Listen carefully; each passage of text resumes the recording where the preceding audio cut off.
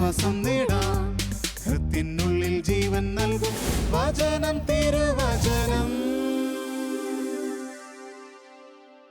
പിതാവിൻ്റെയും പുത്രൻ്റെയും പരിശുദ്ധാത്മാവിൻ്റെയും നാമത്തിൽ ആമേൻ.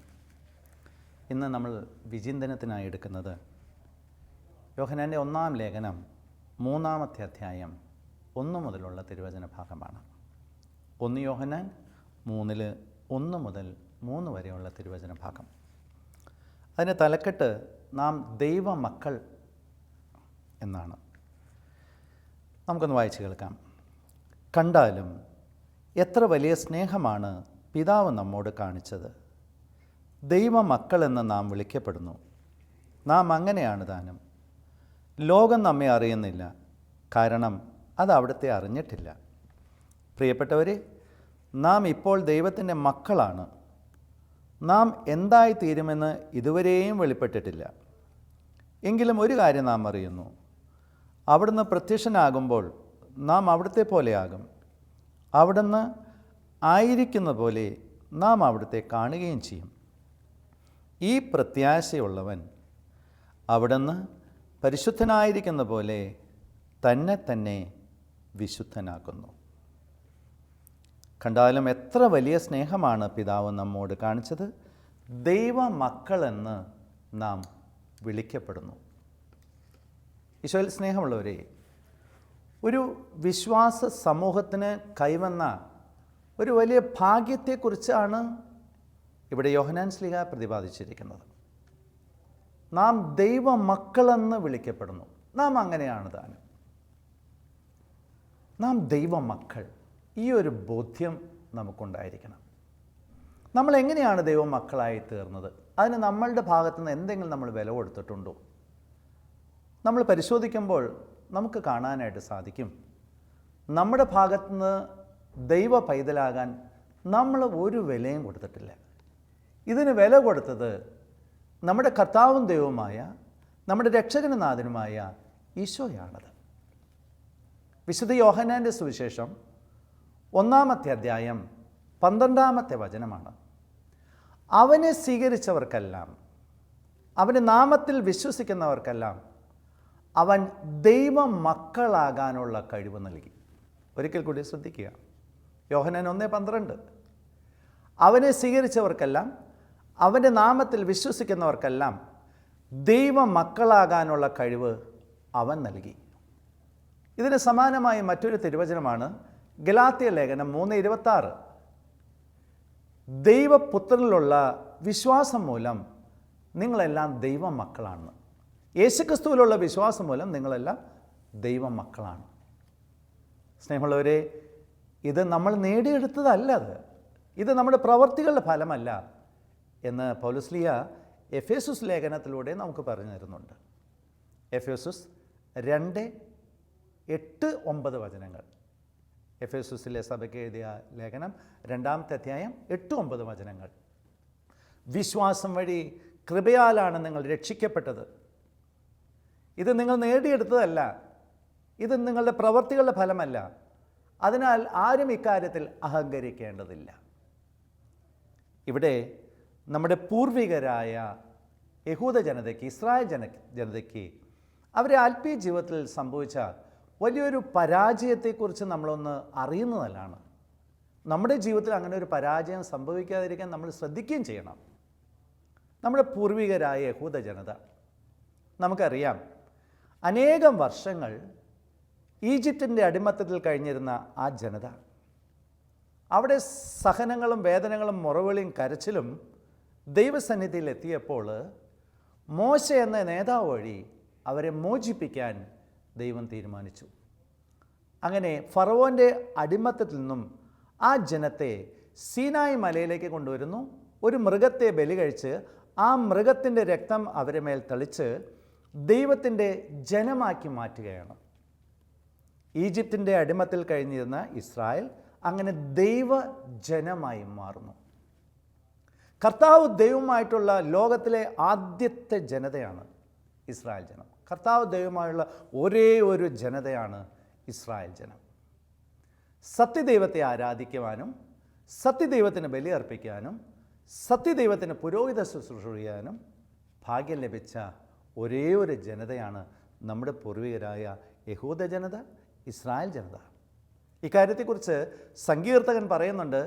സങ്കീർത്തനം 33:12 കർത്താവ് ദൈവമായുള്ള ജനവും. ആ വചനം അങ്ങനെയാണ്, സങ്കീർത്തനം 33:12 കർത്താവ് ദൈവമായുള്ള ജനവും അവിടുന്ന് തനിക്ക് വേണ്ടി തിരഞ്ഞെടുത്ത ജനതയും ഭാഗ്യമുള്ളവരാണ്.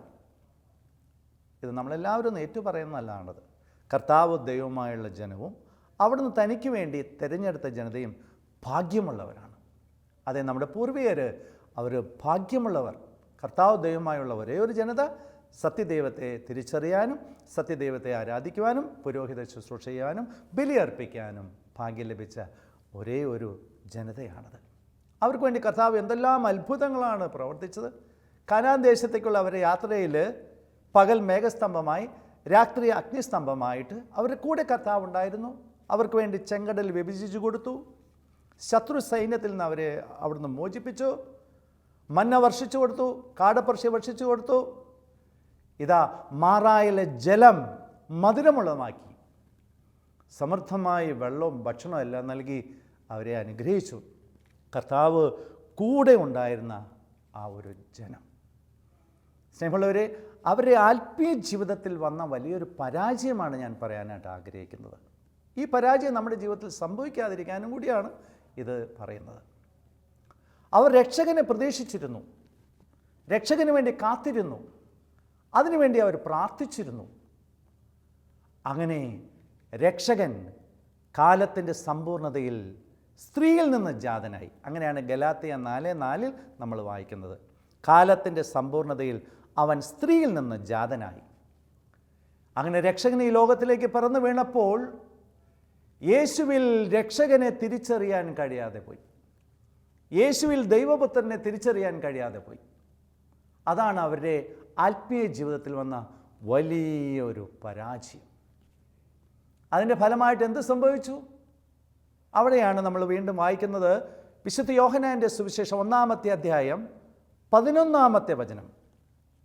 യോഹന്നാൻ്റെ സുവിശേഷം 1:11 അവൻ സ്വജനത്തിൻ്റെ അടുത്തേക്ക് വന്നു, അവരാരും അവനെ സ്വീകരിച്ചില്ല. കണ്ടോ, രക്ഷകനെ പ്രതീക്ഷിച്ചിരുന്നു, കാത്തിരുന്നു. രക്ഷകൻ ലോകത്തിലേക്ക് വന്നപ്പോൾ അവരാരും അവനെ സ്വീകരിച്ചില്ല. അതിൻ്റെ ഫലമായിട്ട് എന്ത് സംഭവിച്ചു? ആ ദൈവജനം എന്ന ആ പദവി അവർ നഷ്ടപ്പെടുത്തി. സ്വീകരിച്ചില്ല എന്ന് മാത്രമല്ല, നിർദ്ദയം രക്ഷകനെ അവർ കുരിശിൽ തറച്ചു. എന്നിട്ട് ആക്രോശിച്ചു, അവൻ്റെ രക്തം ഞങ്ങളുടെ മേലും ഞങ്ങളുടെ സന്തതികളുടെ മേലും വീണുകൊള്ളട്ടെ. പ്രിയമുള്ളവരെ, ദൈവം അവരെ കൈവിട്ടു. നമുക്കറിയാം പിന്നീടുള്ള സംഭവങ്ങൾ. ഇസ്രായേൽ ആക്രമിക്കപ്പെട്ടു, ജെറുസലേം ദേവാലയം തകർക്കപ്പെട്ടു, യഹൂദ ജനത ലോകത്തിൻ്റെ നാനാഭാഗങ്ങളിലേക്ക് ചിതറിക്കപ്പെട്ടു. ദൈവജനത്തിന് സംഭവിച്ച ആ ദുരന്തങ്ങൾ നമ്മൾ മനസ്സിലാക്കണം. രക്ഷകനെ അവർ തിരിച്ചറിയാതെ പോയപ്പോൾ, രക്ഷകനെ നിർദ്ദയം കുരിശിൽ തറച്ചപ്പോൾ, ദൈവം അവരെ കൈവിട്ടപ്പോൾ അവർ ശത്രുക്കൾക്ക് കീഴടങ്ങേണ്ടി വന്നു. ലോകം മുഴുവൻ ഈ ജനത ചിതറിക്കപ്പെട്ടു. അങ്ങനെ കുറേ പേര് നമ്മുടെ കൊച്ചു കേരളത്തിലും അവർ എത്തിച്ചേർന്നു. എറണാകുളത്തൊക്കെ ധാരാളം പേരുണ്ട് അവർ. പ്രിയമുള്ളവരെ, ഇവിടെ നമ്മൾ മനസ്സിലാക്കുക, രക്ഷകനെ തിരിച്ചറിയാതെ പോകുന്നവരുടെ ജീവിതത്തിൽ സംഭവിക്കുന്ന വലിയൊരു അപകടം. രക്ഷകനെ തിരിച്ചറിയുന്നവർക്ക് ലഭിക്കുന്ന ആ ഭാഗ്യം എന്താണത്?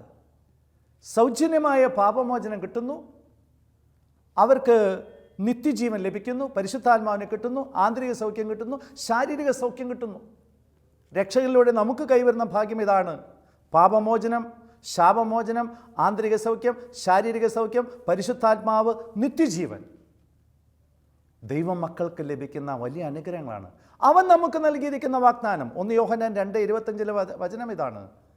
1 യോഹന്നാൻ 2:25 അവൻ നമുക്ക് നൽകിയിരിക്കുന്ന വാഗ്ദാനം നിത്യജീവനാണ്. ഇതാ നമ്മുടെ പൂർവികർ, അവർ നിത്യജീവന് അയോഗ്യരായി തീർന്നു. ഈ ഒരു സംഭവത്തെക്കുറിച്ച് വൃദ്ധനായ ശമയോൻ അന്ന് പ്രവചിക്കുകയുണ്ടായി. ഉണ്ണീശയെ കൈകളിലെടുക്കുന്നു. ഔസേപ്പിതാവും മാതാവും ഈശോയെ സമർപ്പിക്കാൻ കൊണ്ടുവന്നപ്പോൾ ഉണ്ണീശോയെ കൈകളിലെടുത്തിട്ട് വിശുദ്ധ ലൂക്കായുടെ സുവിശേഷം 2:34 വൃദ്ധനായ ശിമയോൻ ഇങ്ങനെയാണ് പറഞ്ഞത്, ഇവൻ ഇസ്രായേലിൽ പലരുടെയും വീഴ്ചയ്ക്കും ഉയർച്ചയ്ക്കും കാരണമാകും. ഒരിക്കൽ കൂടി ശ്രദ്ധിക്കുക, ഇവൻ ഇസ്രായേൽ പലരുടെയും വീഴ്ചയ്ക്കും ഉയർച്ചയ്ക്കും കാരണമാകും. ഇവൻ വിവാദ വിഷയമായ ഒരു അടയാളമായിരിക്കും. എത്ര കറക്റ്റാണ്!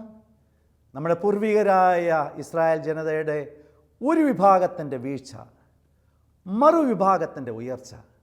ഒരു വിഭാഗം ദൈവജനമെന്ന ആ പദവി അവർക്ക് നഷ്ടപ്പെടുത്തി, അവർ നിത്യജീവന് യോഗ്യരായപ്പോൾ മറുവിഭാഗം ഇതാ നിത്യജീവന് അർഹരായി തീർന്നു. അവർ ദൈവമക്കളായി. അതവരുടെ ഉയർച്ചയ്ക്ക് കാരണമായി. ഈ ഒരു വലിയ ഭാഗ്യത്തെക്കുറിച്ചിട്ടാണ് യോഹന്നാൻ ശ്ലീഹ ഇവിടെ പറഞ്ഞിരിക്കുന്നത്. കണ്ടാലും എത്ര വലിയ സ്നേഹമാണ് പിതാവ് നമ്മോട് കാണിച്ചിരിക്കുന്നത്. നമ്മൾ ദൈവ മക്കളെന്ന് വിളിക്കപ്പെടുന്നു. സ്നേഹമുള്ളവരെ, യഹൂദ ജനതയ്ക്ക് സംഭവിച്ച ആ വലിയൊരു പരാജയം, ആ പരാജയം അവർ തിരിച്ചറിഞ്ഞു. 1944 യഹൂദ പണ്ഡിതന്മാരെല്ലാം ന്യൂയോർക്കിൽ ഒരുമിച്ച് കൂടി. യേശുവിനെ നിർദ്ദയം കുരിശിൽ തറച്ചത് തെറ്റിപ്പോയി, തങ്ങളുടെ പൂർവികരുടെ ഭാഗത്തു നിന്ന് വലിയൊരു വീഴ്ചയാണെന്ന് ദൈവസന്നിധിയിൽ അവർ ഏറ്റുപറഞ്ഞ് ദൈവത്തിൻ്റെ കരുണയ്ക്ക് വേണ്ടി പ്രാർത്ഥിച്ചപ്പോൾ ഈ ചിതറിക്കപ്പെട്ട ജനത വീണ്ടും ഒരുമിച്ച് കൂട്ടപ്പെട്ടു. 1948 ഇസ്രായേൽ രാഷ്ട്രം രൂപീകൃതമായി. അതിനുള്ളൊരു ഭാഗ്യം ആ ജനതയ്ക്ക് നൽകി. സ്നേഹമുള്ളവരെ, അപ്പോഴും ദൈവം മക്കൾ എന്നുള്ളൊരു അവസ്ഥയിലേക്ക് അവർ എത്തിച്ചേർന്നിട്ടില്ല. ദൈവമക്കളാണെങ്കിൽ നമ്മൾ അവകാശികളാണെന്നാണ് പൗലോസ് ശ്ലീഹ പറയുന്നത്, റോമാലേഖനം 8:17. ഇന്ന് ദൈവത്തെ ചാച്ച, അപ്പച്ച എന്ന് വിളിക്കാൻ സ്വാതന്ത്ര്യമുള്ള ഒരേ ഒരു വിശ്വാസ സമൂഹം മാത്രമേ ഈ ഭൂമിയിലുള്ളൂ. അത് ക്രൈസ്തവരാണ്. കാരണം യേശുക്രിസ്തുവിലുള്ള വിശ്വാസം വഴി നമ്മൾ സൗജന്യമായി നീതീകരിക്കപ്പെട്ടു, പാപങ്ങൾ മോചിക്കപ്പെട്ടു. ഒരിക്കൽ നമ്മൾ വിദൂരസ്ഥരായിരുന്നു, ഇന്ന് യേശുക്രിസ്തു വഴി നമ്മൾ സമീപസ്ഥരായി. ഇന്ന് നമ്മൾ അന്യരല്ല, പരദേശികളല്ല, ഇന്ന് നമ്മൾ വിശുദ്ധരുടെ സഹപൗരന്മാരും ദൈവഭവനത്തിലെ അംഗങ്ങളുമാണ്. നിങ്ങൾ തിരഞ്ഞെടുക്കപ്പെട്ട വംശം, രാജകീയ പുരോഹിത ഗണം, ദൈവത്തിൻ്റെ സ്വന്തം ജനം. എഫേസസ് 2:19 1 പത്രോസ് 2:9 ഇക്കാര്യങ്ങളാണ് നമുക്ക് പറഞ്ഞു തരുന്നത്. ഒരിക്കൽ നമ്മൾ വിദൂരസ്ഥരായിരുന്നു, ദൈവത്തിൽ നിന്ന് അകന്നു കഴിഞ്ഞവർ. യേശു നമ്മുടെ പാപങ്ങളെല്ലാം സ്വന്തം ശരീരത്തിൽ ഏറ്റെടുത്ത് പാപത്തിന് ശരീരത്തിൽ ശിക്ഷ ഏറ്റുവാങ്ങി നമുക്ക് വേണ്ടി മരിച്ച് അടക്കപ്പെട്ട് ഉയർത്തെഴുന്നേറ്റ് ഇന്ന് പിതാവിൻ്റെ വലതുഭാഗത്തിൽ നിന്ന് നമുക്ക് വേണ്ടി പ്രാർത്ഥിച്ചുകൊണ്ടിരിക്കുന്ന ആ യേശുവിനെ ഞാൻ കർത്താവും ദൈവമായിട്ട് തിരിച്ചറിയുമ്പോൾ, ആ യേശുവിനെ ഞാൻ എൻ്റെ രക്ഷകനാഥനുമായി സ്വീകരിക്കുമ്പോൾ സൗജന്യമായി എനിക്ക് പാപമോചനം കിട്ടുന്നു, ഞാൻ നിത്യജീവന് യോഗ്യനായി മാറുന്നു. ഈ സത്യം തിരിച്ചറിയുക. നമ്മൾ നമ്മുടെ മഹത്വവും നമ്മുടെ ശ്രേഷ്ഠതയും നമ്മൾ തിരിച്ചറിയണം. ഒരു സ്വയ അവബോധം, ഞാൻ ആരാണ്, ദൈവത്തിൻ്റെ പരിശുദ്ധാത്മാവിനെ സ്വീകരിച്ചതെന്ന് ഞാൻ യേശുക്രിസ്തു വഴി. ഈ ഒരു സത്യം നമ്മൾ തിരിച്ചറിയണം. ഇന്ന് നമ്മുടെ ശരീരം പരിശുദ്ധാത്മാവിൻ്റെ ആലയമാണ്. പൗലോസ് ശ്ലീഹ ചോദിക്കുന്നുണ്ടല്ലോ, നിങ്ങൾ ദൈവത്തിൻ്റെ ആലയമാണെന്നും ദൈവാത്മാവ് നിങ്ങളിൽ വസിക്കുന്നു എന്ന് നിങ്ങൾ അറിയുന്നില്ലേ? വീണ്ടും പൗലോസ് ശ്ലീഹ കൊരിന്തോസിലെ സഭാമക്കളോട് ചോദിക്കുന്നുണ്ട് 2 കൊരിന്തോസ് 13:5 യേശുക്രിസ്തു നിങ്ങളുടെ ഉള്ളിലുണ്ടെന്ന് നിങ്ങൾക്ക് ബോധ്യമായിട്ടില്ലേ? യേശുവിൻ്റെ ആത്മാവിനെ സ്വീകരിച്ച വഴി യേശുക്രിസ്തു ഇന്ന് ഒരു ക്രൈസ്തവൻ്റെ ഉള്ളിലുണ്ടെന്നുള്ള സത്യം തിരിച്ചറിയുക. പൂർവീയരായ ഇസ്രായേൽ ജനത്തിൻ്റെ കൂടെയായിരുന്ന ദൈവമെങ്കിൽ ഇന്ന് ദൈവം പരിശുദ്ധാത്മാവ് വഴിയായിട്ട് നമ്മുടെ ഉള്ളിൽ വസിക്കുകയാണ്. നമ്മുടെ ഉള്ളിലുള്ളവൻ ലോകത്തിലുള്ളവനേക്കാൾ വലിയവനാണ്. ഈ സത്യം നമ്മൾ തിരിച്ചറിയുക. നമ്മൾ ചില്ലറക്കാരല്ല, മോശക്കാരല്ല. നമ്മുടെ ശ്രേഷ്ഠതയും മഹത്വവും നമ്മൾ തിരിച്ചറിഞ്ഞ് ജീവിക്കണം. അതോടൊപ്പം തന്നെ അപ്പ എന്ന് വിളിക്കാനുള്ള ആ സ്വാതന്ത്ര്യം ഒരിക്കലും നമ്മൾ നഷ്ടപ്പെടുത്തി കളയരുത്. പ്രിയമുള്ളവരെ, പാപം മൂലമാണ് നമുക്ക് ഈ സ്വാതന്ത്ര്യം നഷ്ടപ്പെടാനായിട്ട് ഇടയാകുന്നത്. ഇന്ന് നമ്മൾ പാപത്തിനു മരിച്ചാൽ മാത്രമേ ദൈവത്തിൻ്റെ അനുഗ്രഹങ്ങൾ ഏറ്റുവാങ്ങാനായിട്ടും സാധിക്കുകയുള്ളൂ.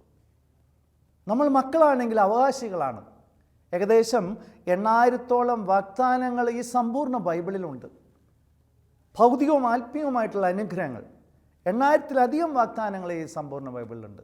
ഇന്ന് അനേകം മക്കൾ ഭൗതിക തലത്തിലും ആത്മീയ തലത്തിലും ദരിദ്രരായി കഴിയുമ്പോൾ അത് ദൈവമക്കൾ ദരിദ്രരായി കഴിയുമ്പോൾ വിഷമം തോന്നാറുണ്ട്, വേദന തോന്നാറുണ്ട്. പ്രിയമുള്ളവരെ, ആ സത്യം തിരിച്ചറിയാതെ ജീവിക്കുന്നതുകൊണ്ടാണ് ഈ നഷ്ടങ്ങളൊക്കെ നമ്മുടെ ജീവിതത്തിൽ സംഭവിക്കാനായിട്ട് ഇടയാകുന്നത്. ഇന്ന് ഈ അനുഗ്രഹങ്ങളെക്കുറിച്ചാണ് സങ്കീർത്തകൻ പറയുന്നുണ്ടല്ലോ, കർത്താവിൻ്റെ അനുഗ്രഹങ്ങൾ വിപുലമാണെന്ന്. 31 സങ്കീർത്തനം 19 വചനമാണ്. കർത്താവിൻ്റെ അനുഗ്രഹങ്ങൾ വിപുലം, പരിമിതം അല്ല, അത് വിപുലം. 8000-ഓളം വാഗ്ദാനങ്ങളാണ് നമ്മളെ കാത്തിരിക്കുന്നത്. ഇന്ന് സ്വന്തമായി 1 ഇഞ്ച് ഭൂമിയില്ലാത്തവർ, സ്വന്തമായി ഭവനമില്ലാത്തവർ, ജോലിയില്ലാത്തവർ, അങ്ങനെ എല്ലാവിധ തകർച്ചയിലൂടെ കടന്നു പോകുന്ന ദൈവജനത്തെ കാണുന്നുണ്ട്. ആത്മീയമായിട്ട് പാപബോധമില്ല, പശ്ചാത്താപമില്ല, ദൈവസ്നേഹാനുഭവമില്ല, വിശ്വാസത്തിൽ വളരാൻ പറ്റുന്നില്ല, ഈശോയുടെ സ്നേഹത്തിൽ ആഴപ്പെടാൻ പറ്റുന്നില്ല, വരദാനങ്ങൾ കിട്ടുന്നില്ല. ആത്മീയമായിട്ട് ദരിദ്രത്തിൽ കഴിയുന്നവർ, ആ ദാരിദ്ര്യത്തിൽ കഴിയുന്നവർ, ഇത് നമ്മൾ സത്യം തിരിച്ചറിയണം. അപ്പോൾ അവൻ ഇസ്രായേൽ പലരുടെയും വീഴ്ചയ്ക്കും ഉയർച്ചയ്ക്കും കാരണമാകും എന്ന് പറഞ്ഞത് അത് പഴയ ഇസ്രായേലിൻ്റെ കാര്യത്തിൽ മാത്രമല്ല, പുതിയ ഇസ്രായേലായ നമ്മുടെ ക്രൈസ്തവരുടെ ജീവിതത്തിൽ സംഭവിക്കാതിരിക്കാനായിട്ട് നമ്മൾ വളരെ ശ്രദ്ധിക്കണം. അതാണ് ഞാൻ മുമ്പ് പറഞ്ഞത്, അപ്പച്ച എന്ന് വിളിക്കാനുള്ള സ്വാതന്ത്ര്യം ഒരിക്കലും നമ്മൾ നഷ്ടപ്പെടുത്തി കളയരുത്. ഇനി ഈ അനുഗ്രഹങ്ങൾ ഏറ്റുവാങ്ങണമെങ്കിൽ ഞാൻ എന്ത് ചെയ്യണം? ഞാൻ പാപത്തിന് മരിക്കണം. ഞാൻ പാപത്തിന് മരിക്കണം. എന്നെ ഈശോ പാപത്തിൽ നിന്ന് മോചിപ്പിച്ചെങ്കിൽ ആ ഈശോയുടെ കൂടെ ഒരു ജീവിതം എനിക്ക് വേണമെങ്കിൽ ഞാൻ പാപത്തിന് മരിക്കണം. അവനോടുകൂടി മരിച്ചവർ അവനോടുകൂടി ജീവിക്കും. അവനോടുകൂടി ജീവിക്കുന്നവരാണ് ദൈവത്തിൻ്റെ നിരവധിയായ അനുഗ്രഹങ്ങൾ ഏറ്റുവാങ്ങുന്നത്. നമ്മൾ പാപത്തിന് മരിക്കണം. നമ്മുടെ ജീവിതത്തിൽ ദൈവം അത്ഭുതങ്ങൾ പ്രവർത്തിക്കാൻ കാത്തിരിക്കുകയാണ്. ജോഷുവ പ്രവാചകൻ്റെ പുസ്തകം 3-ാമത്തെ അധ്യായം 5-ാമത്തെ വചനം. ഒരു ക്രൈസ്തവൻ്റെ ജീവിതത്തിൽ ദൈവം അത്ഭുതം പ്രവർത്തിക്കണമെങ്കിൽ, അത്ഭുതങ്ങൾ ഒരു ക്രൈസ്തവൻ കാണണമെങ്കിൽ ദൈവം നമ്മോട് ആവശ്യപ്പെടുന്ന ഒരു കാര്യമാണ് ജോഷുവ 3:5. നിങ്ങളെ തന്നെ ശുദ്ധീകരിക്കുവിൻ, നാളെ നിങ്ങളുടെ ഇടയിൽ കർത്താവ് അത്ഭുതങ്ങൾ പ്രവർത്തിക്കും. ഞാൻ എന്നെ തന്നെ വിശുദ്ധീകരിച്ചാൽ എൻ്റെ വ്യക്തിപരമായ ജീവിതത്തിലും എൻ്റെ കുടുംബത്തിലും എൻ്റെ ശുശ്രൂഷകളിലും എൻ്റെ വരുമാന മാർഗങ്ങളിലും എൻ്റെ മക്കളുടെ പഠന സാഹചര്യത്തിലും അവരുടെ ജോലി മേഖലയിലും കർത്താവ് അത്ഭുതങ്ങൾ പ്രവർത്തിക്കും. അത്ഭുതം പ്രവർത്തിക്കാമെന്നല്ല, അത്ഭുതങ്ങൾ പ്രവർത്തിക്കും. അതിന് ഞാൻ പാപത്തിന് മരിക്കാനായിട്ട് തയ്യാറാകണം. പ്രിയമുള്ളവരെ, ഒരു സ്വയ അവബോധമില്ലാതെ ജീവിക്കരുത്. ദൈവത്തിലും ദൈവത്തിൻ്റെ വാഗ്ദാനങ്ങളിലും വിശ്വാസമില്ലാതെ പോകരുത്. ഈ വാഗ്ദാനങ്ങൾ എങ്ങനെ പ്രാപിക്കാം എന്നതിനെക്കുറിച്ച് നമുക്ക് വ്യക്തമായ ഒരു അവബോധമുണ്ടാകണം. മിസ്റ്റർ ജോൺ മരിയ വിയാനി പുണ്യവാൻ പറയുന്നുണ്ട്, ഇടവ വൈദികരുടെ മധ്യസ്ഥനാണ് മിസ്റ്റർ ജോൺ മരിയ വിയാനി പുണ്യവാൻ. കത്തോലിക്കർക്ക് തെറ്റുപറ്റുന്നത് അറിവില്ലാത്തത് കൊണ്ടാണെന്ന്. അറിവില്ലാതെ പോകാൻ കാരണം ദൈവത്തിൻ്റെ വചനം നമ്മൾ അറിയാതെ പോയി. ദൈവത്തിൻ്റെ വചനം അറിയുമ്പോഴാണ് നമ്മുടെ മഹത്വം നമ്മൾ തിരിച്ചറിയുന്നത്. ദൈവത്തിൻ്റെ വചനമാണ് നമ്മോട് പറയുന്നത് നമ്മൾ ദൈവ മക്കളാണെന്നുള്ളത്. നമുക്ക് പാപത്തിന് മരിച്ച് ദൈവത്തിൻ്റെ അനുഗ്രഹങ്ങൾ ഏറ്റുവാങ്ങാം. ദൈവത്തോടു കൂടിയുള്ള ഒരു ജീവിതം നമുക്കതിനു വേണ്ടി ആഗ്രഹിക്കാം. ഞാൻ ഓർക്കുന്നൊരു സംഭവം, ഒരിക്കൽ ഞാനൊരു ട്രെയിൻ യാത്രയിൽ പരിചയപ്പെട്ട ഒരു കുടുംബം, കത്തോലിക്കരാണ് കേട്ടോ. ഷൊർണൂരിൽ നിന്നും പാലക്കാട്ടേക്ക് യാത്ര ചെയ്യുമ്പോൾ പരിചയപ്പെട്ട കുടുംബമാണത്. അവർ കോട്ടയം ജില്ലയിൽ നിന്ന് മലബാർ ഭാഗത്തേക്ക് കുടിയേറി പാർത്ത ഒരു കുടുംബമാണ്. അവർക്ക് ധാരാളം ഭൂമിയും ബിസിനസ്സും കാര്യങ്ങളൊക്കെ ഉണ്ടായിരുന്നു. പക്ഷേ അവർ ദൈവത്തിൽ നിന്നും ദൈവവചനത്തിൽ നിന്നും അകന്നു പോയപ്പോൾ ദൈവത്തിൻ്റെ അനുഗ്രഹങ്ങൾ അവരുടെ ജീവിതത്തിൽ നഷ്ടമാകാൻ തുടങ്ങി. കുടുംബ പ്രാർത്ഥനയില്ലാതെയായി, പള്ളിപ്പോക്കില്ലാതെയായി, കുംഭസാരമില്ലാതെയായി. നമ്മൾ മക്കളാണെങ്കിൽ മക്കളെപ്പോലെ ജീവിക്കാൻ തയ്യാറായാലേ ദൈവത്തിൻ്റെ അനുഗ്രഹങ്ങൾ നമുക്ക് ഏറ്റുവാങ്ങാൻ സാധിക്കുകയുള്ളൂ. അങ്ങനെ ആ കുടുംബം മുഴുവനും ദൈവത്തിൽ നകന്നു പോയപ്പോൾ, ദൈവത്തിൻ്റെ അനുഗ്രഹങ്ങൾ നഷ്ടപ്പെടാൻ തുടങ്ങിയപ്പോൾ കടം വന്നു കയറി. കടം വീട്ടാനായിട്ട് വീടും പറമ്പെല്ലാം അവർക്ക് വിൽക്കേണ്ടി വന്നു. കടം വീട്ടി അവസാനം 1 ഇഞ്ച് ഭൂമി പോലെ ഇല്ലാതെയായപ്പോൾ ജീവിതം അവസാനിപ്പിക്കാനുള്ളൊരു തീരുമാനം അവരെടുക്കുകയാണ്. പ്രിയമുള്ളവരെ, എല്ലാം വിറ്റുപെറുക്കി അവസാന അത്യാവശ്യ സാധനങ്ങളുമായിട്ട് തലേദിവസം പെരിന്തൽമണ്ണ ലോഡ്ജിൽ ഒരു മുറിയെടുത്തു. ആ മുറിയിൽ വെച്ച് പ്രിയമുള്ളവരെ അവരൊരു കടുങ്കൈ ചെയ്തു. എന്താണ് ആ കടുങ്കൈ എന്നറിയാമോ? അവരുടെ കയ്യിലുണ്ടായിരുന്ന ഈ സമ്പൂർണ്ണ ബൈബിൾ, 8000-ത്തിലധികം വാഗ്ദാനങ്ങളുള്ള ഈ സമ്പൂർണ്ണ ബൈബിൾ ആ ലോഡ്ജ് മുറിയിൽ വെച്ച് അവർ കത്തിച്ചു കളഞ്ഞു. ദൈവത്തിലും ദൈവത്തിൻ്റെ വാഗ്ദാനങ്ങളിലും ഒന്നും വിശ്വാസമില്ലാതെ പോയി. എന്നിട്ട് അത്യാവശ്യ സാധനമായിട്ട് പിറ്റേ ദിവസം ഷൊർണൂർ വന്നു. ഷൊർണൂരിൽ നിന്നും അവർ ഊട്ടിയിലേക്കുള്ള യാത്ര മധ്യയാണ് ഞാൻ ആ കുടുംബത്തെ പരിചയപ്പെടുന്നത്. അപ്പോൾ സാധാരണ രീതിയിൽ ട്രെയിൻ യാത്രയിൽ എൻ്റെ കയ്യിൽ ജപമാല ഉണ്ടാവും, ബൈബിൾ ഉണ്ടാവും, ഒരു സൂട്ട് കേസ് ഉണ്ടാവും. ഞാൻ സാധാരണ രീതിയിൽ ജപമാല കഴിഞ്ഞാൽ ബൈബിൾ തുറന്ന് വായിക്കും. ബൈബിൾ തുറന്ന് വായിച്ചുകൊണ്ടിരിക്കുമ്പോൾ ഈ കുടുംബനാഥൻ എൻ്റെ കാലിൽ തട്ടിയിട്ട് ഒരു കാര്യം എന്നോട് ആവശ്യപ്പെട്ടു. സഹോദര, ഞങ്ങൾക്ക് വേണ്ടി ഒന്ന് പ്രാർത്ഥിക്കാമോ എന്ന് ചോദിച്ചു. ഞാൻ പറഞ്ഞു, നിങ്ങൾക്ക് വേണ്ടി പ്രാർത്ഥിക്കാമെന്ന് പറഞ്ഞു. ഒരു ജപമാല, ഒരു കൊന്ത ചൊല്ലി പ്രാർത്ഥിക്കാമെന്ന് ചോദിച്ചു. ജപമാല എന്നല്ല, ഒരു കൊന്ത ചൊല്ലി പ്രാർത്ഥിക്കാമെന്ന് ചോദിച്ചു. തീർച്ചയായിട്ടും ഒരു കൊന്ത നിങ്ങൾക്ക് വേണ്ടി ഞാൻ കാഴ്ചവെക്കാം. ഞാൻ തിരിച്ച് അദ്ദേഹത്തോട് ചോദിച്ചു, എന്താ നിയോഗം? അപ്പോൾ അദ്ദേഹം വളരെ കൂളായിട്ട് എന്നോട് പറഞ്ഞു, അതെ, ഞങ്ങൾക്ക് വേണ്ടിയിട്ട് ഒരു മരണക്കൊന്ത ചൊല്ലി ആദ്യം എന്ന് പറഞ്ഞു. കരുണക്കൊന്തയല്ല, മരണക്കൊന്ത. അപ്പോഴാണ് എനിക്ക് ആ സംഭവത്തിൻ്റെ ഗൗരവം മനസ്സിലായത്. സ്നേഹമുള്ളവരെ, ഇതാ ഊട്ടിയിലേക്കുള്ള യാത്ര. അത്യാവശ്യം വസ്ത്രങ്ങളുണ്ട്, അതോടൊപ്പം തന്നെ ജീവിതം അവസാനിപ്പിക്കാനുള്ള ഒരു തീരുമാനമായിട്ടുള്ളൊരു യാത്ര. അതിനെല്ലാവിധ ഒരുക്കപ്പാടും അവരുടെ പെട്ടിയിലുണ്ടായിരുന്നു. ഒരു ഫുൾ കുപ്പി ഫ്യൂറോഡാൻ, തെങ്ങിനടിക്കുന്ന വിഷമാണത്. 50 സ്ലീക്ക് മിമ്പിൾസ്, കുഞ്ഞുമക്കൾക്ക് വിഷം കൊടുക്കാനായിട്ട് 2 കുപ്പി ജാം. അവർക്ക് 2 കുഞ്ഞുങ്ങളാണ്. ഇളയ കുഞ്ഞിന് 1 വയസ്സ് പ്രായം, അതിന് മൂത്ത കുട്ടിക്ക് ഒരു 3 വയസ്സ് പ്രായം. സ്നേഹമുള്ളവരെ, ഒലോക്കോട് വന്നപ്പോൾ നിർബന്ധമായിട്ട് ആ കുടുംബത്തെ ഞാൻ ട്രെയിനിൽ നിന്ന് പിടിച്ചിറക്കി. അവരാദ്യം കൂട്ടാക്കിയില്ല. എന്നിട്ട് അവിടെ അടുത്തൊരു ധ്യാന കേന്ദ്രമുണ്ട്, സീനായ് ധ്യാന കേന്ദ്രം. ആ ധ്യാന കേന്ദ്രത്തിൽ അവിടെ എത്തിച്ചു. അവിടെ അന്ന് ആത്മീയ പിതാവ് ഫാദർ പോൾ അടമ്പോൾ അച്ഛനായിരുന്നു. അച്ഛൻ്റെ അടുക്കൽ എത്തിച്ചു. അച്ഛനും ഞങ്ങൾ പ്രേക്ഷിതർ ആ കുടുംബത്തിന് വേണ്ടി പ്രാർത്ഥിച്ചു.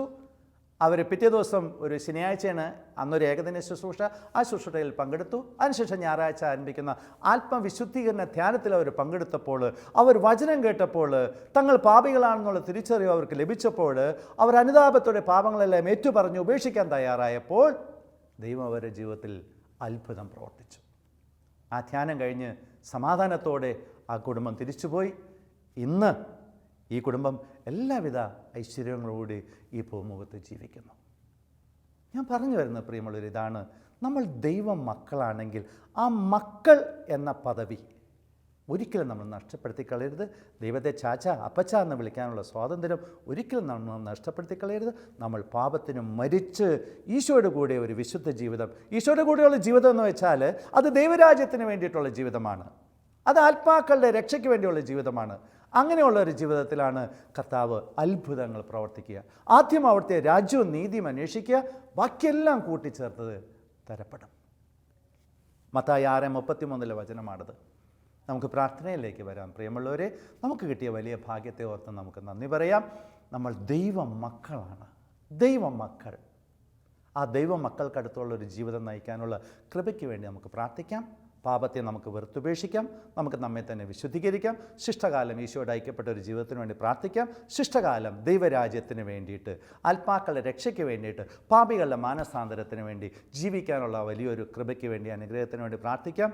ദൈവം യേശുക്രിസ്തുവിലൂടെ സമർത്ഥമായിട്ട്, ഭൗതികമായി, ആത്മീയമായിട്ട് നമ്മളെ അനുഗ്രഹിക്കട്ടെ. നിത്യം പിതാവും പുത്രനും പരിശുദ്ധാത്മാവുമായ സർവേശ്വര. ആമേൻ.